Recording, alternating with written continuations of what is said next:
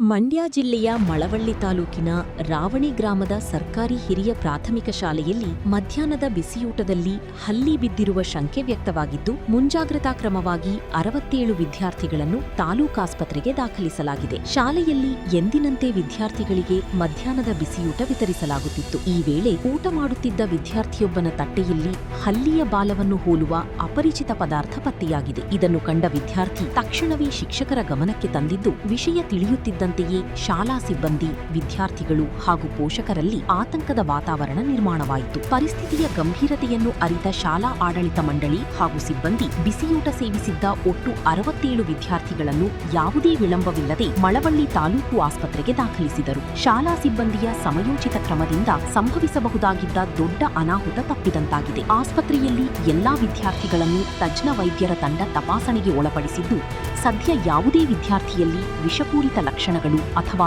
ಆರೋಗ್ಯ ಏರುಪೇರು ಕಂಡುಬಂದಿಲ್ಲ ಎಂದು ವೈದ್ಯರು ತಿಳಿಸಿದ್ದಾರೆ. ಅಲ್ಲದೆ ಆಹಾರದ ಗುಣಮಟ್ಟ ಪರಿಶೀಲಿಸುವ ಸಲುವಾಗಿ ಮೊದಲೇ ಊಟ ಮಾಡಿದ್ದ ಅಡುಗೆ ಸಿಬ್ಬಂದಿಯು ಸಂಪೂರ್ಣ ಆರೋಗ್ಯವಾಗಿದ್ದಾರೆ ಎಂದು ಅಧಿಕಾರಿಗಳು ಮಾಹಿತಿ ನೀಡಿದ್ದಾರೆ. ವಿದ್ಯಾರ್ಥಿಗಳ ಸುರಕ್ಷತೆ ಹಾಗೂ ಪೋಷಕರ ಆತಂಕ ನಿವಾರಿಸುವ ಉದ್ದೇಶದಿಂದ ಎಲ್ಲಾ 67 ಮಕ್ಕಳನ್ನು ವೈದ್ಯರ ನಿಗಾದಲ್ಲಿ ಇರಿಸಲಾಗಿದ್ದು, ಶಾಲೆಯ ಬಿಸಿಯೂಟದ ನೈರ್ಮಲ್ಯ ಮತ್ತು ಸುರಕ್ಷತೆ ಕುರಿತು ಉನ್ನತ ಅಧಿಕಾರಿಗಳು ಸ್ಥಳಕ್ಕೆ ಭೇಟಿ ನೀಡಿ ಹೆಚ್ಚಿನ ತನಿಖೆ ನಡೆಸುತ್ತಿದ್ದಾರೆ. ಕರುನಾಡು ಟೈಮ್ಸ್ ಚಾನೆಲ್ನಲ್ಲಿ ಸುದ್ದಿ ಮತ್ತು ಜಾಹೀರಾತು ನೀಡಲು ಈ ನಂಬರ್ಗೆ ಕರೆ ಮಾಡಿ.